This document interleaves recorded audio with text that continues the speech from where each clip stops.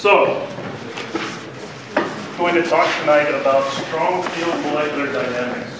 And what I mean by that is the motion of the nuclei when you expose a molecule to strong fields. Okay? Now, I'm going to get much more specific than that in a minute. But again, I want to remind you, this is a lecture, not a talk. So do like you guys did the other day, ask lots of questions. Okay, if I only get through half this talk like the other day, that's great. We had lots of discussion, so let's do that again. I know you're all trying to recover from dinner, but let's make an effort. This is work done by, I'm going to show work done by former students and postdocs. So thought I would start with a goal statement. You know, more or less the theme of my own group's work, and that is that we want to try to find a first principles theoretical treatment, either or both computationally and analytically, of strong field dynamics of atoms and molecules. Okay? I told you about one such treatment the other day. What I'm going to talk about today is going to be more on the computational side. Okay? I'm not going to tell you about the computation itself unless you want to hear the details, but you'll have to ask for that. Okay? Rather than I'm going to focus on some of the basic stuff and some of the results, some of the physics. Okay? But because we want to do first principles treatments, we're pretty limited actually on what systems we can actually treat. Okay? And so that naturally leads us to consider benchmark systems like H2+. If you want the simplest molecule, that's H2+. Okay? This particular system has the advantage that it can also be measured in its completeness by a colleague of mine at K-State, Benetzock's group. Again, several of the representatives are here. There's one other group in Germany that can make measurements on such systems as well. But being able to make direct measurements on these, starting from the ion, not starting from the neutral, is a big advantage, especially when we want to compare theory and experiment. Okay? So by removing uncertainties in the theory, by treating these benchmark systems, we can focus on the physics and not worry about whether our approximations are leading to the physics that we see. And it can help us sort out experimental issues, wherever they might be. And this has come up in this collaboration between my theory group and its experimental. Okay? It was actually consideration of this system that led us to that sort of general approach for CE phase effects and multicolor control that I told you about the other day. We did the calculations first for CE phase effects in this system, and then we wanted to try to understand it. Okay? That's how we got to that approach that I described last time. Okay? So having a simple system where we can actually do complete calculations is a big benefit to test those kinds of ideas and to lead you to the notion that you should have a chance of understanding them in a simple way like that. Okay? Moreover, when you have such a system, we can test approximations that folks are using in the field. And there's a number of those. One of those is the axial recoil approximation. Now, how many in here have heard of the axial recoil approximation? Small handful. Okay, good. So I can explain that.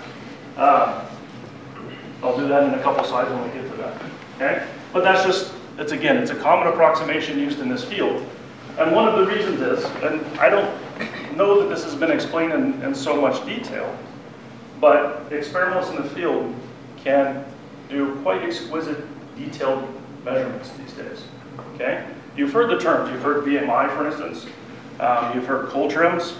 What that means is that for a system that breaks into, say, 2 or 3 pieces typically, they can measure all of those pieces, all those fragments, and do it in coincidence, not with BMI, but do it in coincidence such that they know all those fragments came from the same molecule or atom, as it may be. Okay? And then using kinematics, what they know about their spectrometer, they can actually get the momentum of all of those fragments. Okay? Now, if you have 3 fragments, that's already 3 momentum vectors, or 2 relative momentum vectors. That's 6 dimensions of data that you have to deal with. That's already quite a lot of information. Okay? Some of it can be state resolved to some extent. Okay? But in particular, what they can measure is the directional distribution of the final product. Okay? So the momentum imaging technique that ITAMP group uses is very similar to, say, Coltrane's. Okay? So what momentum distribution do they measure, though? Do they measure, if they get, say, some momentum distribution, you've seen a few, does that tell you which direction the molecule broke?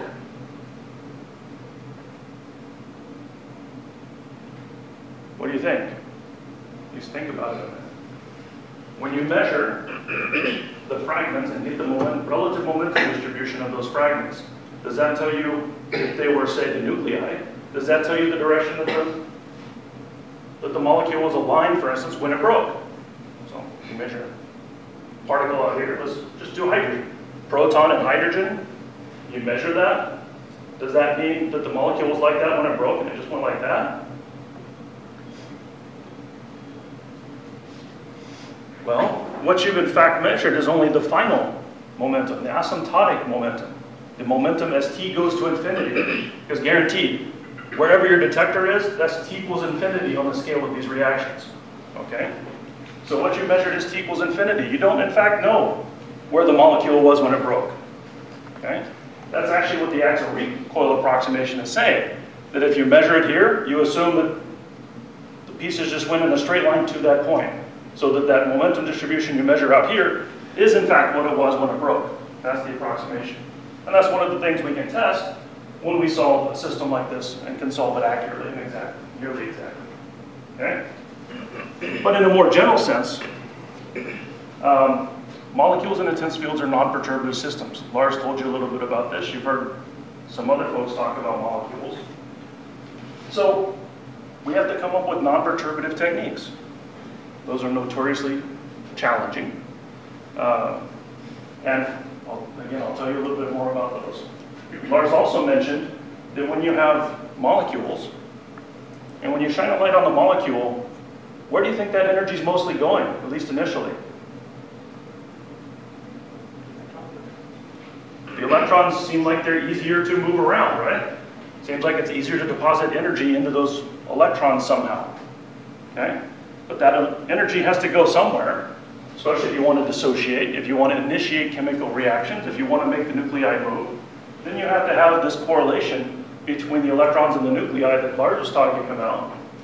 You have to have exchange of energy between the electronic and nuclear degrees of freedom. Okay? And if you can understand that, hopefully you can control it. And by the way, in the field, that sort of goes without saying, that our whole goal, ultimately, is we want to make all this engineering. Right?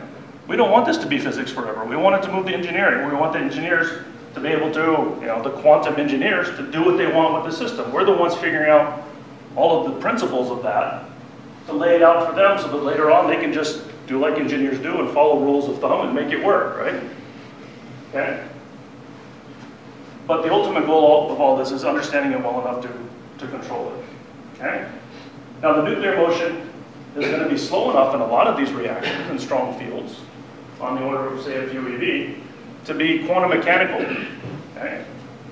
And the measurements are going to be such that the quantum mechanics is important. With these imaging techniques that these folks have, they can measure the vibrational states, individual vibrational states. They can have vibrational resolution in the spectrum. That means that you have to have vibrational states in your representation, which means classical mechanics for the nuclei has to, at the very least, be augmented to get that kind of structure. Okay? Because, of course, in classical mechanics, you don't have discrete energy levels. However, it's not slow enough to become simple. It's kind of in a difficult region. Okay? And again, all of this effort is to lead to making molecular movies. Linda talked about that, and several other folks have talked about that. Okay? So the goal is to image it, understand it, eventually control it, direct it where we want. In the particular case of H2+, it is the simplest molecule. You might ask, hasn't it been done already? And the answer is actually no. Even the simplest one hasn't been done in its entirety. Okay? And if you think about it, H2+ is 2 protons and 1 electron. That's 3 bodies. That means you have 6 degrees of freedom once you go to the center of mass frame. Okay? If you want to be technical and you have linear polarization, you have 5 degrees of freedom. But you're still trying to solve a 5-dimensional partial differential equation, the Schrodinger equation, and propagate it in time. Okay? That's still quite a challenge. Only recently, relatively recently, have folks been doing that for helium, which is a simpler system. And even then, it's mostly not for the strong field 800 nanometer small photons. They're still on the bigger side, okay? So even that problem, which is the same dimensionality, but simpler technically, is still evolving in the street. And one of the problems is that the fact that you have these two centers, these two protons, we call that the two-center problem, makes representing the electronic part difficult. Okay? Makes representing everything at once a challenge. Because if you have helium, if you have an atom, you have a nice center of force. You can use spherical harmonics, right? That seems like a nice basis. You can use angular momentum kinds of bases. When you have two centers, you don't have that option and things become more complicated. Okay? Don't even talk about 3 centers or 4 or doing a polyatomic. That becomes really very, very difficult. Okay? And by the way, that means that, for the most part, I haven't actually said anything specific to H2 plus yet. The 6D, of course, is for H2 plus, but any diatomic molecule has more or less these same properties. For instance, more or less 3 physical processes, 3 classes of processes are important. You can have ionization, which is, of course, electronic motion. You can have vibration, which would be, the radial motion, or rotation of the whole system, the nuclear rotation. Okay? And, of course, Lars already mentioned the scaling, how these relate to each other. If you set the electronic time scale to be unity, then vibration scales like square root of the reduced mass. Okay? In H2 plus, that's a factor of, well, what's the reduced mass for H2 plus? In atomic units, if you like. 2, what? What's the mass of a proton in atomic units? 1800. 1800. So what's the reduced mass of H2 plus? Of the 2 protons? 900, right? 1,000. Call it 1,000. Okay? So, actually 900 is convenient. What's square root of 900? 30. 30. So there's a factor of 30 at the minimum, because this is H2 plus. That's the lightest one. So at a minimum, there's a factor of 30 in time scales between the electronic motion and the nuclear vibration. There's another factor of 30 to the rotational time scale.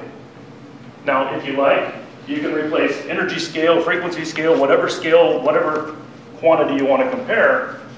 The nuclei are heavier, slower, and of course that's what leads to the Born-Oppenheimer approximation. Okay.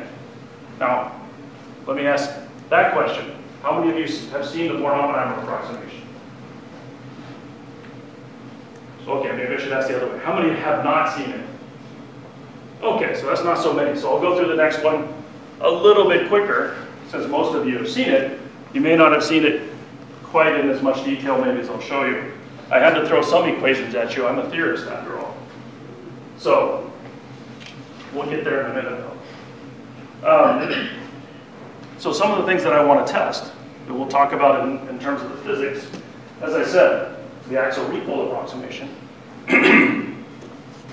which assumes that the fragment distribution that you measure at infinity in time, infinity in distance, is the same as it was when the bonds broke. Okay? And you'll often hear people not even state that they're using the axial recoil approximation, just say, look, we measured this distribution, that's the way they broke. Okay?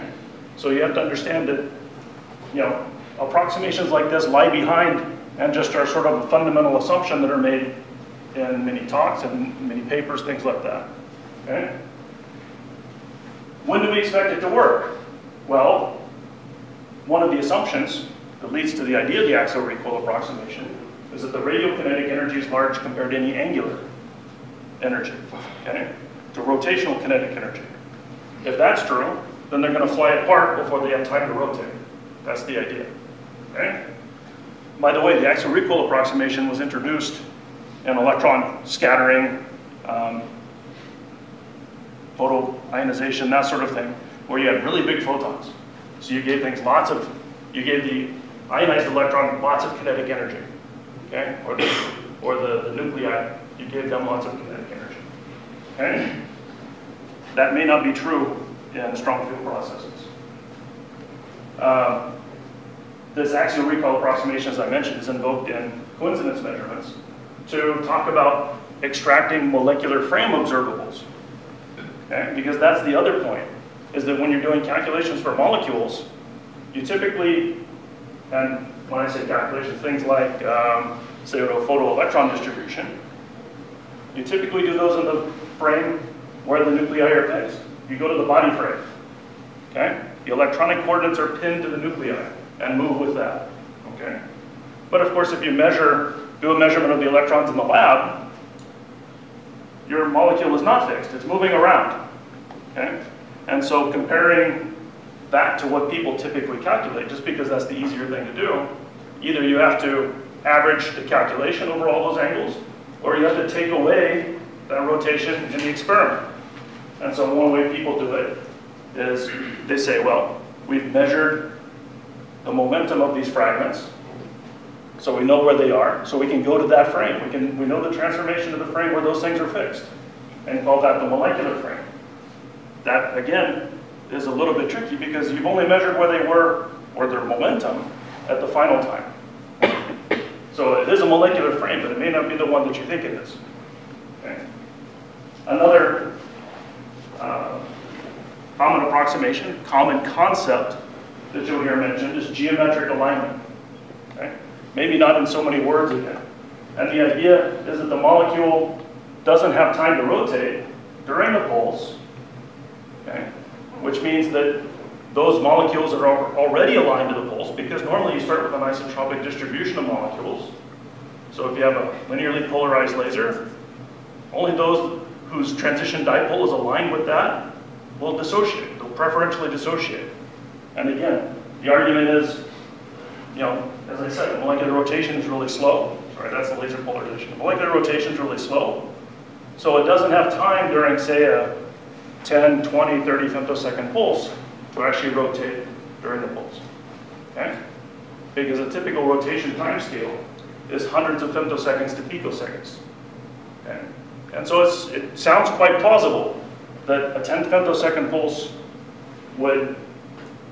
is short enough that there's no rotation. That geometric alignment sounds like it makes sense. So that's one thing that I want to test, okay? And both of these kinds of ideas are invoked to avoid including rotation in a calculation. Why would you want to do that? I mean, there's a long history in physics of getting rid of the degrees of freedom you don't want just because they're hard to do, right? To reducing into something simple enough to solve, even if that simplification may or may not be right. That has a strong tradition. So the question is, in this case, is it a reasonable approximation? Okay? And again, the reason that they do that is to reduce that 6-dimensional problem to something that's manageable. Because you get rid of rotation, that's 2 degrees of freedom. Okay? And if you freeze the electron, you can actually get it down to a 1-dimensional problem. Okay? I'll show you that in a minute. Just to give you a sense of how these things compare. So if we go back to H2+, and that will be the focus of most of this talk, so I may not say it later. So H2+ dissociation, strong field. Take H2+, put a lot of photons in, you get dissociation of proton and hydrogen, and it's the distribution of proton and hydrogen that can be measured, okay? The relative momentum distribution. And that's what I show, say, in this column and this column labeled experiment, okay? You can see the x-axis is, KER, that's kinetic energy release. That's the relative energy of the 2 nuclei, okay, of the 2 heavy particles, the proton and the hydrogen. This axis, cosine theta, well, theta is the angle between the laser polarization and the molecular axis, okay? And so you see the distribution, you see vibrational resolution here. Is it easier to see on those? Those tend to be a little bit brighter. But you can see these vertical lines, okay? So those vertical lines are dissociation from a particular vibrational state. That one's probably V equals 9, V equals 8, V equals 7, okay? And that you can just tell by energy conservation, okay? It's not as easy to see there as it is in a projection down on just the energy axis, okay? This is an 135 femtosecond laser pulse. This is the same kind of distribution, but in a 45 femtosecond laser pulse, okay? All of these will be 800 nanometer, and yeah, intensities around 10 to the 13, 10 to the 14. That's not, in fact, quite so critical for this point. If you do the theory such that you take your molecule and just fix it in space at some angle, well, let me do it. I'll keep this the laser polarization. Okay, here's my molecular axis.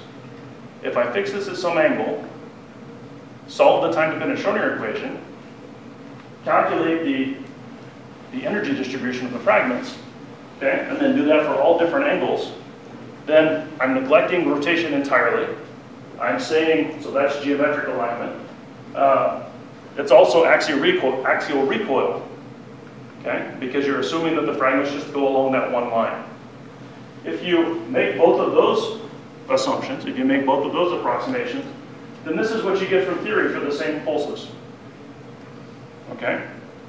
Now, these actually have one more thing done. They were actually averaged over the intensity distribution within the laser focus, because you have to do that to compare theory with experiment. But even so, I would be hard-pressed to say that looks like that. Okay? And maybe even harder pressed to say that looks like that. And we were careful when we plotted these. All of these cover the same dynamic range. Okay? The density contours, they cover the same dynamic range. So it's not a plotting artifact as best we can make it. Okay? So these really look different, I would say.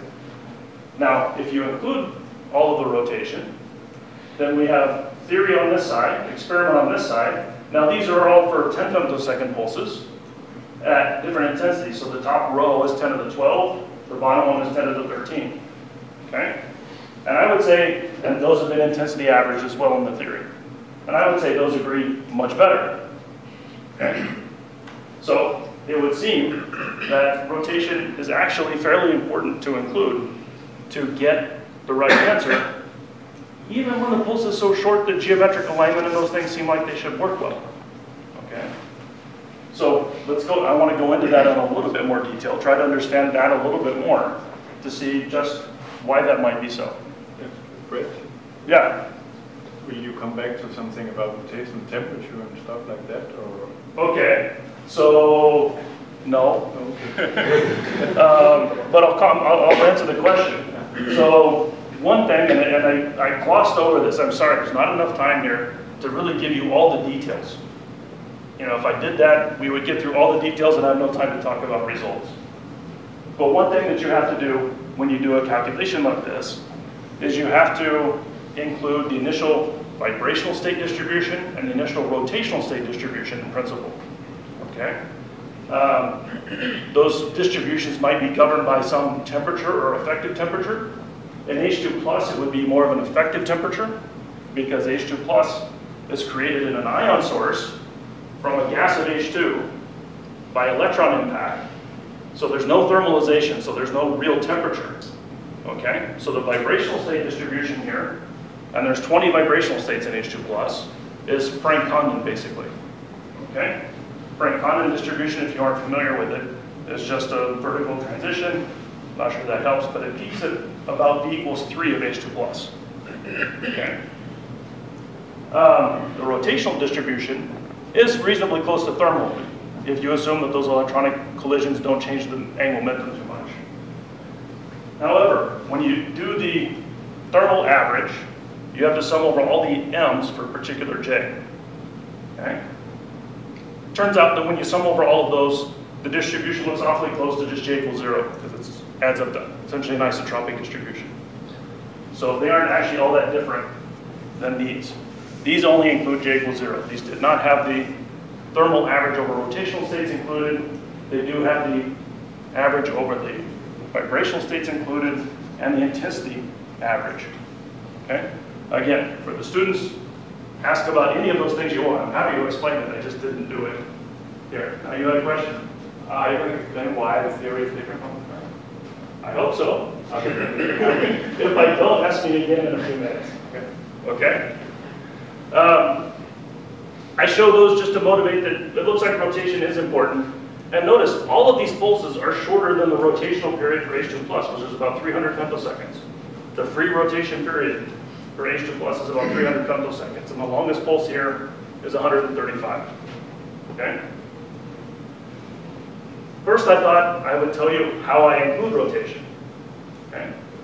So we start, this is essentially talking about the Born-Oppenheimer approximation, but we start by writing down our time to finish order equation. This is what we want to solve. The Hamiltonian is the Hamiltonian for the whole system. 2 protons plus the electron. So this is the kinetic energy for the relative motion of the 2 nuclei. This is the electronic Hamiltonian. This will be the interaction of the system with the laser field. The electronic Hamiltonian looks like so: kinetic energy, attraction to the nuclei, and the nuclear repulsion. Okay? And the interaction with the field is just the dipole interaction. Okay? So we're using dipole approximation, the length gauge, all of those kinds of things. The dipole operator looks like that in general for an H2+, for a H2+ isotopal log. Okay? So if you have charges Za and Zb with nuclear masses Ma and Mb, then this is the formula. Okay? Normally, when you see this written down for H2+, well, first of all, H2+ is homonuclear. So Ma equals Mb and Za equals Zb, so there's no nuclear component to the dipole. Okay? That's why people say homonuclear molecules have no permanent dipole. The permanent dipole people refer to as just this R-dependent contribution. Okay? Yeah? Why do we include the nuclear interaction in the electron? Oh, that one? Well, because it's, I'll show you in a second. Give me one more second. Okay? It's easier to explain once you see the picture. Okay? And then, of course, the R-dependent, or the electronic coordinate-dependent piece. And normally you see this with the masses of the nuclei taken to infinity. Okay? In which case this whole coefficient is written as 1. That's what Lars wrote down. That's what most everybody writes down. Because what's the difference here? Well, in any case, for H2+, this ZAB is ZA plus ZB. So that's 2 in atomic units. So it's, you know, M plus 2 over M plus 1. The difference is 1 in 2,000. Okay? That's why people don't normally write this coefficient. But I want to write it out in all its gory detail. Anyway, dipole operator goes in there. The Born-Oppenheimer part comes in because you say these nuclei are slow, right? They're much more massive, they're slow. So you fix R, the internuclear distance, solve the field-free electronic equation, okay? And when you do that, you get electronic states and you get electronic potential. The eigenvalues here are the eigenvalues of the electronic states at every internuclear distance. Okay? What that means is that you get a complete set of states at every internuclear distance. Okay? And of course, once you have a complete set of states, you can expand your wave function, or at least those degrees of freedom in your wave function, on that complete set. And so that's what we do. Okay? Put this guy back in our Schrodinger equation, and you get this equation for these chi's. Okay? The chi's in here, notice they depend on the internuclear position, the relative vector, and time. Okay? In the language that people use in Born-Oppenheimer, these are the electronic states, these are the nuclear wave functions. Okay? And you can understand why, because they depend on the nuclear coordinates. By the way, if it's a polyatomic molecule or a multi-electron diatomic, none of this really changes too dramatically. Okay? Instead of one R vector, there might be multiple ones for polyatomics, and for a mini electron system, this guy simply represents a mini electron wave function. Okay? Now, once you substitute it in there,